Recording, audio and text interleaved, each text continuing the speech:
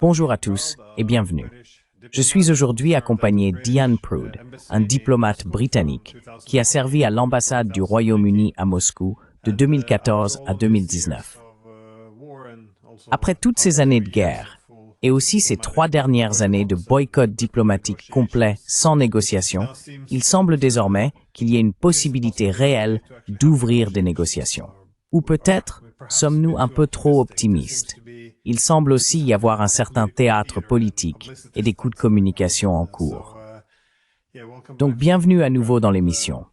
Je voulais d'abord vous demander, comment interprétez-vous les récents développements? C'est-à-dire, la coalition de volontaires, les Européens, ont posé un ultimatum à la Russie pour qu'elle accepte un cessez-le-feu, ce qui a été, sans surprise, immédiatement rejeté. Où se situe le principal blocage?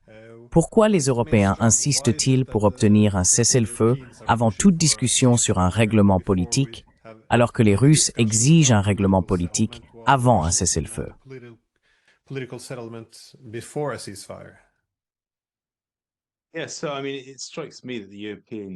Oui, donc, ce qui me frappe, c'est que les Européens, en travaillant en comité, n'ont aucune idée réelle de la manière de gérer la Russie.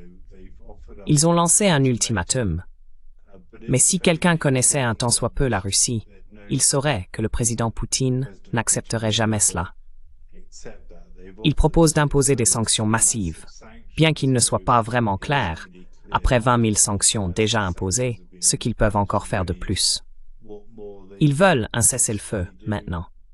Bien sûr, nous voulons tous un cessez-le-feu. Mais il faut des discussions sur les préoccupations de fond que la Russie exprime, pas seulement depuis 3 ans, mais franchement depuis 18 ans, en remontant au discours de la conférence de Munich sur la sécurité que le président Poutine avait prononcé.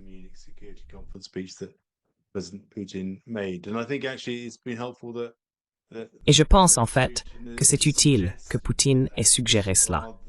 Plutôt que ces appels à des cessez-le-feu interminables et dénués de sens avec des menaces de sanctions. Il commence enfin des négociations pour la première fois en 3 ans. Donc vous savez, cela se passe à Istanbul. Il y a eu d'autres rebondissements. Zelensky disant qu'il va rencontrer Poutine en personne, sans aucune garantie que le président Poutine viendra réellement.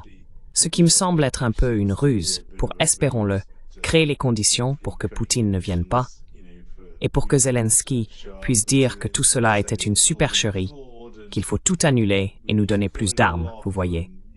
Mais fondamentalement, il faut simplement passer à la phase de négociation à ce stade du jeu. L'Ukraine n'est pas en train de gagner. Elle ne peut pas infliger une défaite stratégique à la Russie. Commençons à discuter et trouvons un accord.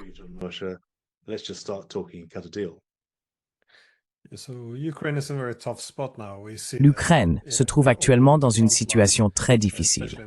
On constate tout le long de la ligne de front, en particulier dans la région de Pokrovsk, que ville après ville tombe. Les Européens demandent donc un cessez-le-feu de 30 jours, sans aucune condition. Les Russes répliquent en disant « Nous sommes prêts à entamer des pourparlers dès maintenant à Istanbul, mais nous voulons un règlement politique avant de mettre fin au combat. » Je peux comprendre. Si je conseillais Moscou, je verrais que la seule raison pour laquelle les Européens et les Ukrainiens accepteraient de telles concessions difficiles serait à cause de cette pression. Si vous mettez fin au combat, pourquoi accepterait-il l'une de ces concessions maintenant? Et puis, nous avons Zelensky qui dit « Oui, nous aurons des discussions à Istanbul, mais ce sera Zelensky et Poutine. » D'habitude, ce ne sont pas les présidents qui ouvrent les négociations. N'est-ce pas généralement les négociateurs qui règlent les détails avant de porter la discussion au niveau supérieur?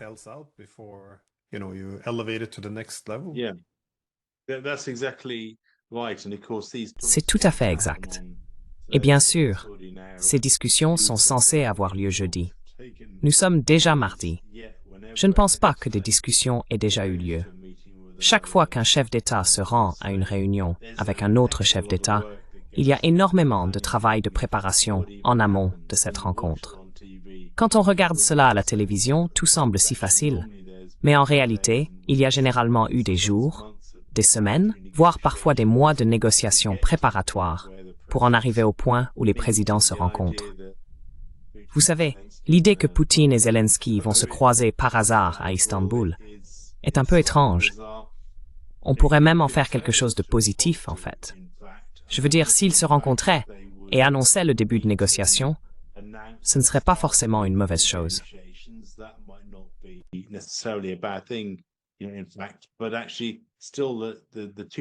Mais en réalité, les deux délégations doivent encore discuter de cela et faire ce que nous appelons une chorégraphie à ce sujet en amont. Cela ne va pas simplement se produire spontanément. Zelensky ne va pas arriver à Istanbul et dire « Eh bien, Monsieur Poutine, nous retirons notre demande d'adhésion à l'OTAN ». Cela n'arrivera clairement pas. Donc ces questions doivent être soigneusement réfléchies. Commençons les négociations jeudi à Istanbul. Que le président Poutine soit présent ou non, je comprends que le ministre des Affaires étrangères, Lavrov, dirigera la délégation russe. Si c'est le cas, alors il s'agit déjà d'une délégation russe de très haut niveau. Commençons simplement ces discussions.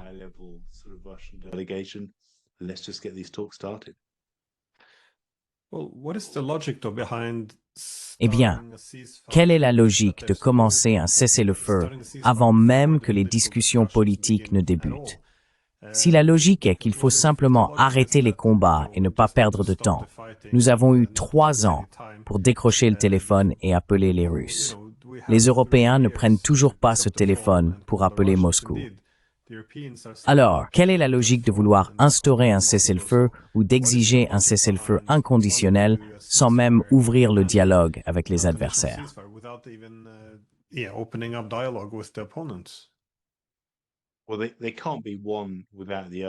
Eh bien, l'un ne peut pas aller sans l'autre.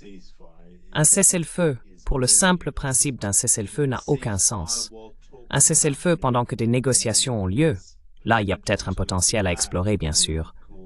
Mais instaurer un cessez-le-feu juste pour le principe ne fera que susciter des inquiétudes du côté russe, qui craindra que l'Ukraine profite de ce répit pour se réarmer.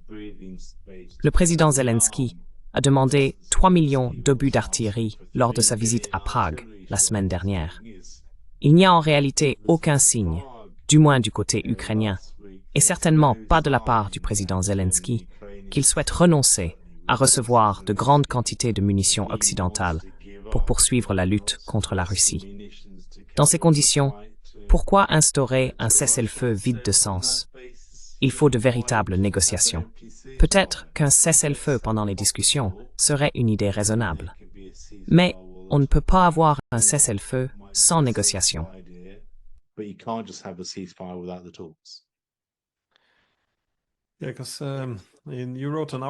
Oui, parce que tu as écrit un article à ce sujet, que je conseille à tout le monde de lire. Et tu soulignes que la nouvelle ministre allemande des Affaires étrangères vient de répéter que la voie de l'Ukraine vers l'OTAN est irréversible. Donc c'est plus ou moins exclu de la discussion, mais cela devrait être la base. C'est l'aspect principal de tout accord de paix que la Russie accepterait. Donc, est-ce que les Allemands retirent simplement la chose la plus importante pour les Russes en vue d'un cessez-le-feu, tout en demandant en même temps un cessez-le-feu inconditionnel? Ne sont-ils pas en train de se coincer eux-mêmes? Parce que maintenant, soit ils doivent revenir sur leurs grandes déclarations, soit ils ne peuvent pas faire avancer leur position, à moins d'être prêts à au moins ouvrir la discussion sur la fin de l'expansionnisme de l'OTAN aux frontières de la Russie.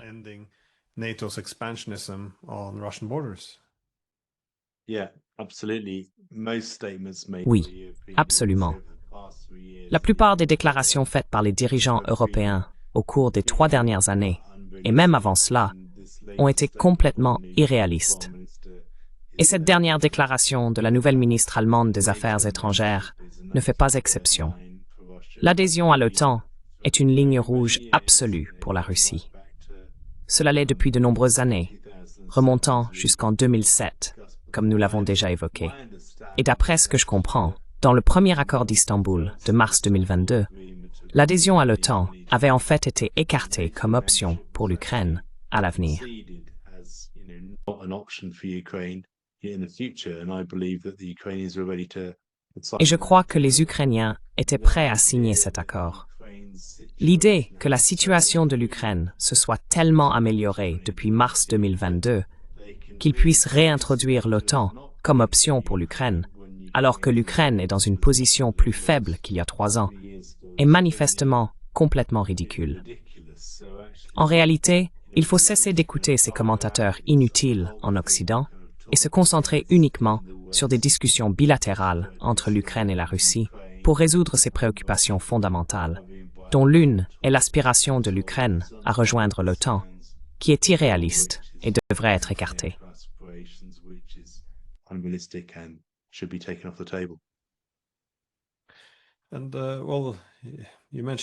Eh bien, vous avez mentionné le fait de reprendre les choses là où elles avaient été laissées, car c'est quelque chose que les Russes ont évoqué, qu'il existe déjà un format de négociation depuis le début de 2022. Nous nous sommes assis, nous avions plus ou moins un accord, qui était l'accord d'Istanbul. Je suppose que le cœur de l'accord était que les Ukrainiens devaient rétablir leur neutralité. Donc, encore une fois, pas d'OTAN. Mais évidemment, dans cet accord, les Russes se retiraient là où ils étaient en 2022. Mais maintenant, après 3 ans de guerre, ils veulent, en plus, ces 4 oblasts, ce qu'ils appellent reconnaître les réalités actuelles. Mais où en sont-ils d'autres par rapport à là où ils s'étaient arrêtés? Parce que la Russie, aujourd'hui, est évidemment dans une position bien plus forte qu'au début de 2022. Ou quels autres sujets doivent être résolus au-delà de la neutralité et de la question territoriale? Parce que les Ukrainiens, bien sûr, ont des préoccupations et des revendications très légitimes de leur côté.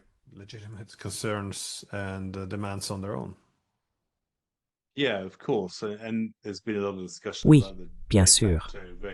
Il y a eu beaucoup de discussions sur la reconnaissance de facto de la ligne de contrôle, où qu'elle soit fixée à la fin du conflit. Les 2 parties ont présenté des propositions, le côté européen et le côté américain, il y a seulement quelques semaines. Je veux dire, c'est vraiment la question la plus importante, en plus de l'adhésion à l'OTAN. C'est ce qui a changé depuis mars 2022. La Russie a saisi, contrôlé et revendiqué effectivement 4 oblasts supplémentaires en Ukraine. Enfin, en réalité, 2 oblasts en Ukraine, car la Russie a reconnu Donetsk et Luhansk dès le début de la guerre, bien sûr. Mais les autres questions sont en fait assez similaires à ce qu'elles étaient au début de la guerre. Il y a la question des enfants ukrainiens, ce qui leur est arrivé. Il y a la question de la reconnaissance des langues minoritaires pour les russophones en Ukraine. Cela concerne également les locuteurs de hongrois en Ukraine. Et il y a des questions sur la manière de traiter les allégations de violation des droits de l'homme commises par les 2 camps au cours de la guerre. Je pense que ce ne sera pas un problème qui sera résolu facilement ou de sitôt. Il y a toute une liste de points détaillés. Mais en réalité, les 2 questions fondamentales sont celles de la neutralité et sans doute désormais la question plus épineuse qui aboutira à une sorte d'acceptation de facto, aussi désordonnée soit-elle, du statut des 4 oblasts par les 2 parties. À part cela, bien sûr, il y a la Crimée, où les Américains ont tenté de forcer la question en suggérant qu'ils pourraient reconnaître de facto la Crimée comme faisant partie de la Russie.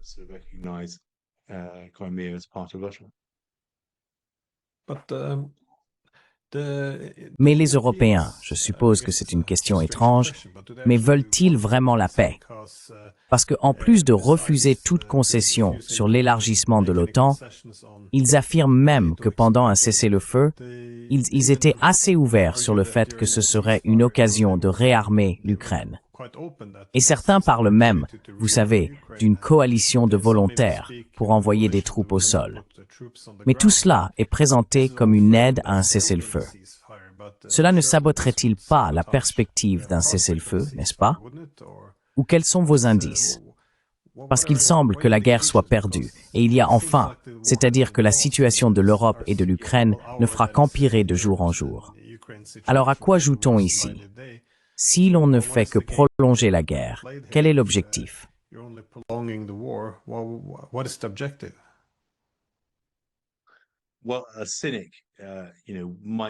Eh bien, un cynique pourrait suggérer que du côté européen, cela ralentit et repousse à plus tard tout le projet d'adhésion de l'Ukraine à l'UPLM, ce qui sera impossible tant que la guerre se poursuit. Bien sûr, l'adhésion de l'Ukraine à l'UPLM, même si elle est accélérée, provoquerait d'importants débats internes et des perturbations au sein des États européens, en particulier en Pologne, qui est le plus grand bénéficiaire net des subventions européennes, ainsi qu'en France. Donc, un cynique pourrait voir les choses ainsi.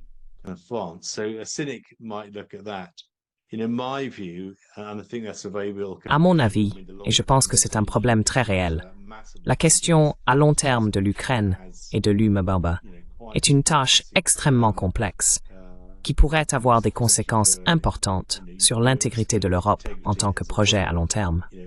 Mais en ce qui concerne la guerre elle-même, trop de gens, à mon sens, commettent l'erreur de croire que les responsables politiques européens disposent d'un plan stratégique clair ou d'objectifs précis pour la guerre en Ukraine.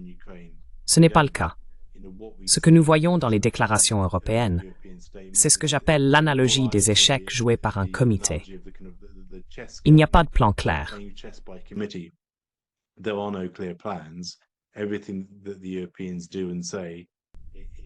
Tout ce que font et disent les Européens est régi par leur fonctionnement en comité, ce qui les amène à adopter des positions de compromis minimales dont ils sont incapables de s'écarter avec le temps. Il ne s'agit donc que d'une version amplifiée du consensus européen sur l'Ukraine, en place depuis 2014, lorsque la crise ukrainienne a commencé. L'Union européenne ne dispose pas des mécanismes démocratiques ou des outils nécessaires pour changer facilement de cap, et elle se retrouve aujourd'hui en difficulté face à un revirement politique majeur qui lui est imposé par les Américains, sans parvenir à s'y adapter. Cela provoque en réalité des tensions internes au sein de certains États membres de l'UE, en particulier l'Allemagne et la France.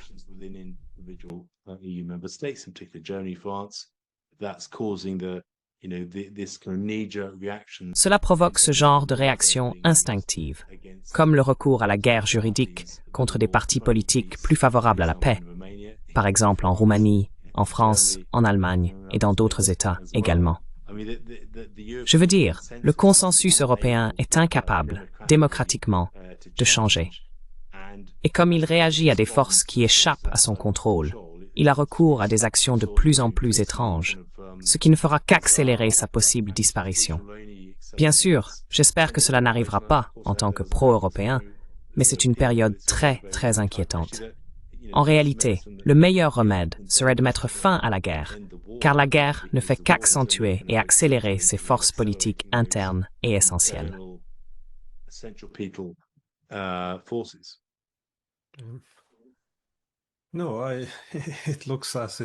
Non, il semble bien que ce soit le cas.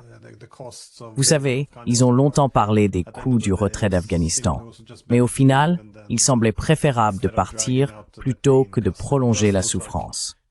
Parce qu'il apparaît que non seulement l'OTAN, mais même l'Union européenne pourrait se désintégrer à la suite de notre défaite dans cette guerre. Mais il semble aussi que lorsque les Russes entendent parler d'un cessez-le-feu sans règlement politique, cela leur rappelle fortement une situation déjà vécue. C'est-à-dire que, lorsque vous étiez à l'ambassade britannique à Moscou, à peu près à cette époque, l'armée ukrainienne était en train d'être vaincue par le Donbass à Debaltsev. Les Européens se sont précipités et ont dit « Arrêtons simplement les combats maintenant, et voici un règlement politique. Nous le mettrons en œuvre plus tard, mais au moins, nous avons arrêté les combats. »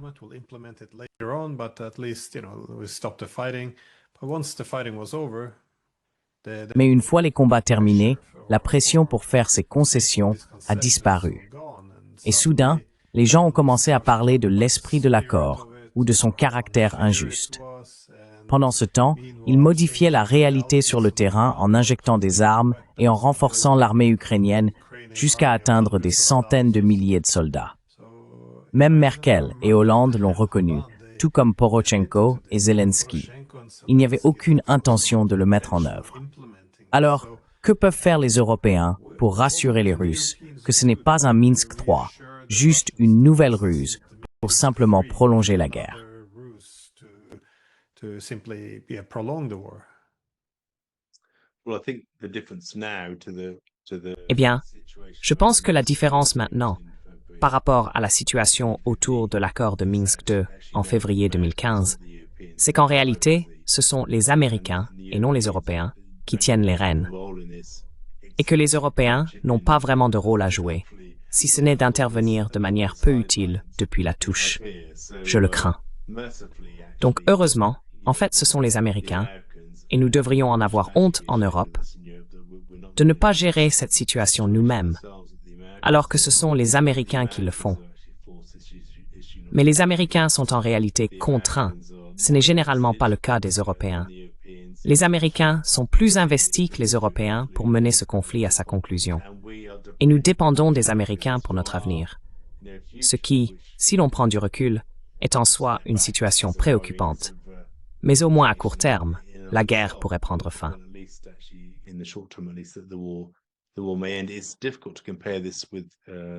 Il est difficile de comparer cela avec Minsk II. Vous avez tout à fait raison de dire que Porochenko et Zelensky n'avaient pas l'espace politique au niveau national pour le mettre en œuvre. Et il est certain que les Américains et les Britanniques les ont activement encouragés à ne pas appliquer l'accord de Minsk II, tout en rejetant néanmoins la faute sur la Russie à travers des sanctions éternelles et tout le reste. Mais je pense tout de même que Merkel et Hollande ont été un peu de mauvaise foi en réécrivant l'histoire. Je crois qu'à l'époque, ils étaient vraiment engagés dans ce processus, mais ils ont été complètement court-circuités par les Américains et les Britanniques. Aujourd'hui, la dynamique a totalement changé, et les Allemands et les Français ne dirigent plus ce processus. Ce sont les Américains qui le font.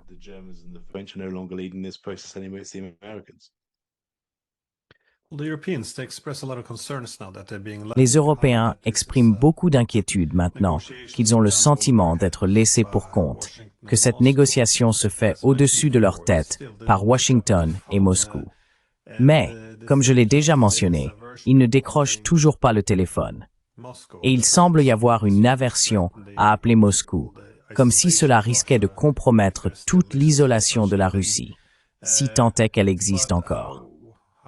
Mais comment peux-tu nous expliquer cela à nouveau, Asim? En tant que diplomate britannique, pourquoi? S'ils sont aussi préoccupés d'être laissés de côté, pourquoi ne veulent-ils toujours pas parler aux Russes? Et même les initiatives qui sont proposées, comme tu l'as dit, ce cessez-le-feu, semblent n'être que du théâtre pour rallier les Américains à davantage de sanctions et présenter les Russes comme ne voulant pas la paix. Alors, comment expliques-tu cela? Encore une fois, il y a cette inquiétude réelle d'être laissé pour compte. Mais malgré tout, parler à l'adversaire semble totalement exclu.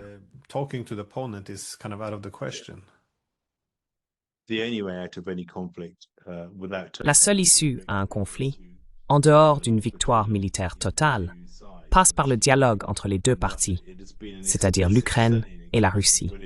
Depuis 2014, il est certain que la politique étrangère britannique explicite consiste à ne pas engager de dialogue direct avec la Russie. Qu'engager un dialogue avec la Russie reviendrait, d'une certaine manière, à récompenser la Russie pour son comportement. Nous avions cette façon un peu étrange, presque enfantine, d'analyser les échanges avec les Russes. Parce que nous étions collectivement, en théorie, plus grands que la Russie était perçue comme un enfant mal élevé, et nous ne parlerions pas à la Russie tant qu'elle n'aurait pas changé de comportement. Or, de toute évidence, 11 ans plus tard, cette approche a échoué, mais nous n'avons pas changé.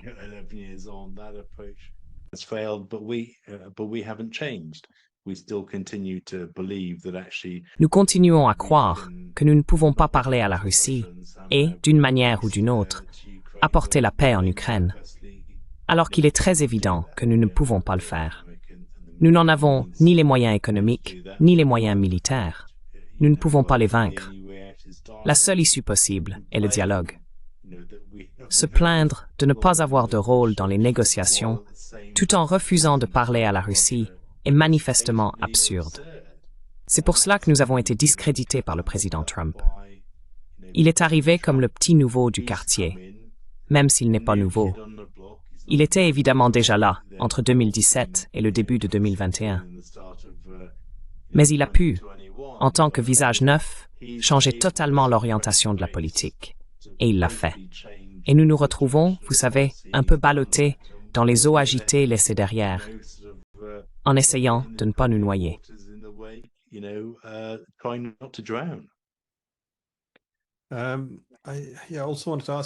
Je voulais aussi vous interroger sur la position russe, car évidemment, ils partent d'une position très forte, donc ils peuvent se montrer assez exigeants. Bien sûr, je pense que la question de la neutralité et au moins les territoires qu'ils occupent ne sont pas négociables.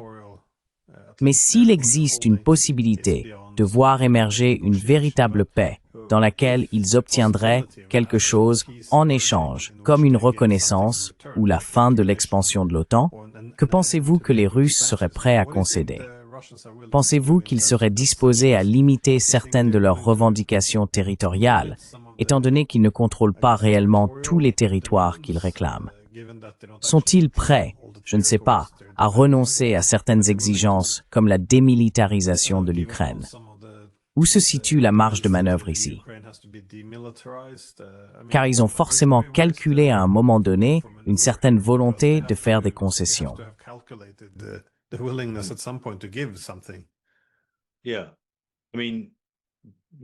Oui. Je veux dire, avant d'en arriver à la situation actuelle, quand des avancées semblaient possibles, il y a 3 semaines, lorsque Trump poussait vraiment les négociations, il y avait des suggestions du côté russe selon lesquelles ils seraient prêts à ne pas revendiquer le reste du territoire dans les 4 oblasts qu'ils ont revendiqués et à simplement accepter la ligne de contrôle de facto pour l'avenir. C'était donc un signe que la Russie avait reconnu qu'en réalité, il valait bien mieux conclure un accord que de continuer à maintenir des positions maximalistes.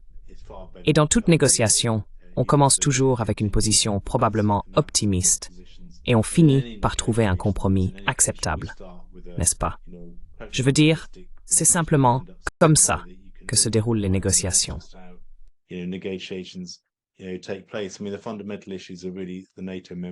Je veux dire, les questions fondamentales concernent vraiment l'adhésion à l'OTAN et la question de la reconnaissance. Les autres points pourraient faire l'objet de concessions. On a évoqué la possibilité d'utiliser les avoirs russes gelés pour la reconstruction, à la fois en Ukraine même et dans les parties de l'Ukraine actuellement occupées par la Russie. La Russie a d'ailleurs laissé entendre qu'elle serait prête à envisager cela, par exemple. Donc, j'ai l'impression que la Russie est en réalité disposée à trouver un compromis sur la question de la démilitarisation. Même lors du premier accord d'Istanbul en 2022, il avait été convenu que l'Ukraine pourrait avoir une armée, mais avec certaines limites sur sa taille. Je crois que c'était 80 000 soldats à l'époque, ce qui, soit dit en passant, est plus que l'armée britannique. Je le précise simplement.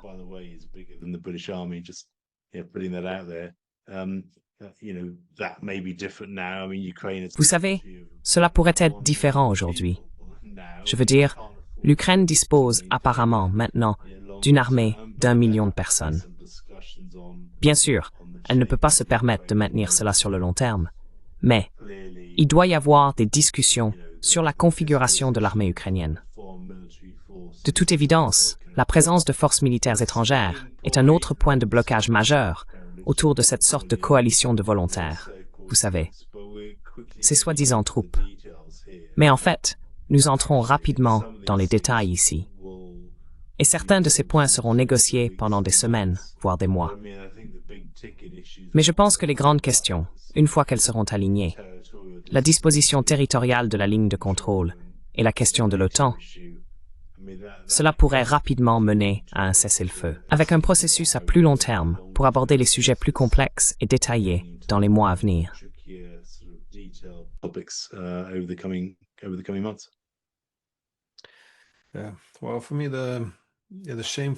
Oui. Eh bien, pour moi, ce qui est honteux dans toute cette affaire, c'est qu'il n'y a pas eu de diplomatie, encore une fois, depuis 3 ans, que nous ne nous sommes pas assis autour d'une table. Nous aurions dû discuter tout ce temps. Donc j'apprécie la façon dont votre article se termine, en disant que, même s'ils se rencontrent, Poutine et Zelensky, au moins vous savez, au moins pour entamer des négociations, juste au moins quelque chose pour commencer à parler. Parce que cette idée de ne pas récompenser l'adversaire en lui parlant et de poser des conditions à la discussion est oui, très très destructrice. Mais il semble qu'il y ait des problèmes. Par exemple, même si, disons, Poutine et Zelensky se rencontraient, serait-il possible de se voir en Turquie? Je comprends pourquoi l'équipe de négociation pourrait s'y retrouver. Mais pour que le président russe se rende dans un pays de l'OTAN maintenant, serait-ce possible, étant donné que l'OTAN est perçue comme, l'agresseur principal dans cette affaire par la Russie? Encore une fois, cela semble être l'un des problèmes lorsqu'on organise une rencontre présidentielle 2 ou 3 jours à l'avance. Oui, c'est délicat.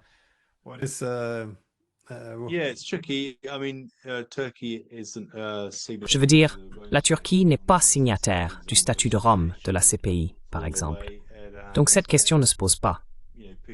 Erdogan a rencontré Poutine depuis le début de la guerre. Il l'a vu au sommet des BRICS à Kazan l'année dernière.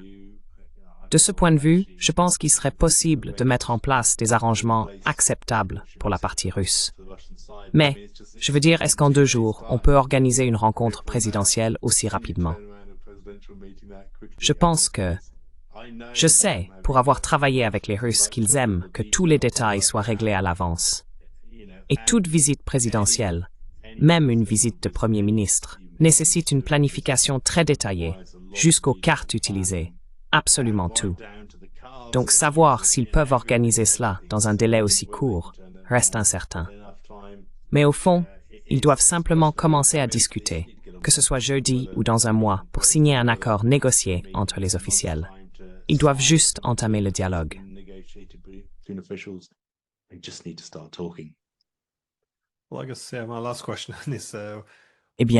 Je suppose que ma dernière question est la suivante. Que pensez-vous de la proposition de Zelensky?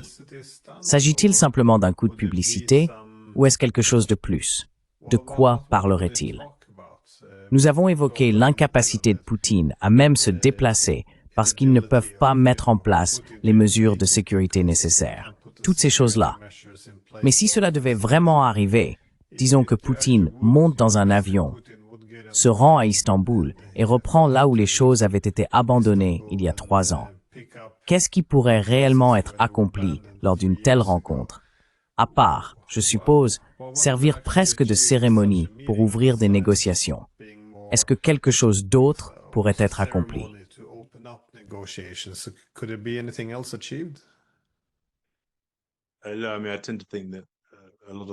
J'ai tendance à penser que beaucoup d'actions de Zelensky relèvent du coup de communication. Je crains qu'il ait lancé cette proposition en pensant que Poutine la refuserait afin de pouvoir tout annuler et en rejeter la faute sur la Russie. Je pense que c'est un risque majeur ici.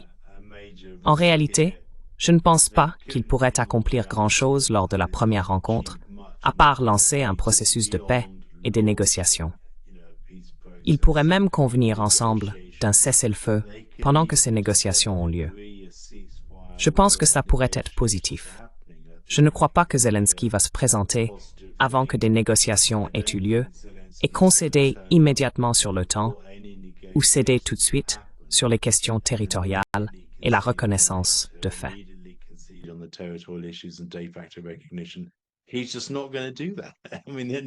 Il va tout simplement pas le faire.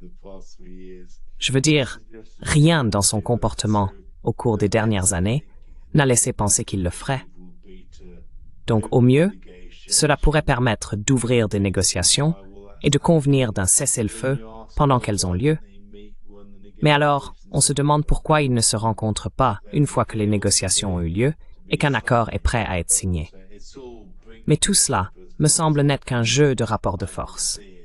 J'espère que les 2 parties s'accorderont sur un format permettant aux délégations de se réunir et de discuter et d'entamer ce processus de dialogue attendu depuis bien trop longtemps pour mettre fin à cette guerre, franchement inutile.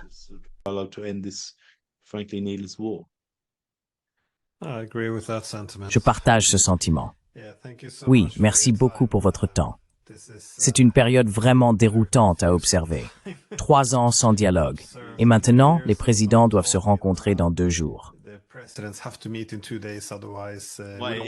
Sinon, cela fait 11 ans sans dialogue. Je veux dire, les Britanniques n'ont pas parlé à la Russie depuis 11 ans. Donc ce n'est que la dernière manifestation de l'absence de dialogue avec la Russie, ce qui nous a conduit à cette terrible situation dans laquelle nous nous trouvons aujourd'hui. Je suis d'accord. Eh bien, merci encore. Merci Glenn. Ravi de te parler.